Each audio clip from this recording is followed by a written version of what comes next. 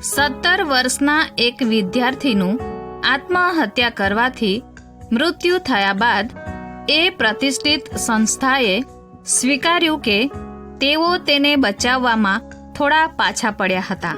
શાળાના અન્ય વિદ્યાર્થીની સતત હેરાનગતિ, દાદાગીરી કરવામાં આવતી હતી અને આ બધું જાણવા છતાં તેને બચાવવામાં તેઓએ વિલંબ કર્યો હતો.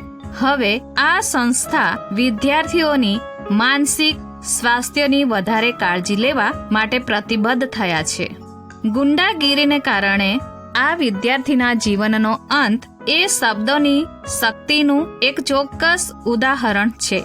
બાઇબલમાં નીતિવચનો 18 અને 21માં શબ્દોની અસરને હળવાશથી નહીં લેવાનું શીખવતા લખવામાં આવ્યું છે કે મરણ તથા જીવન જીભની સત્તામાં છે અને તેનો જેવો ઉપયોગ કરશે તે તેવું ફળ ખાશે. આપણા દ્વારા બોલવામાં આવતા શબ્દો કોઈકને માટે ઉત્તેજનદાયક બને છે અથવા તો તેને દુઃખ પહોંચાડનાર સાબિત થાય છે.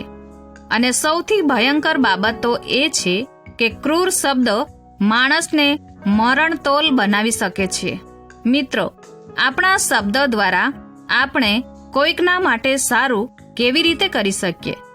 નીતિવચનો 15 અને 2માં લખવામાં આવ્યું છે કે જ્ઞાનીની જીભ ખરી સમજ ઉચ્ચારે છે, પણ મૂર્ખો પોતાને મુખે મૂર્ખાઈને વહેતી મૂકે છે.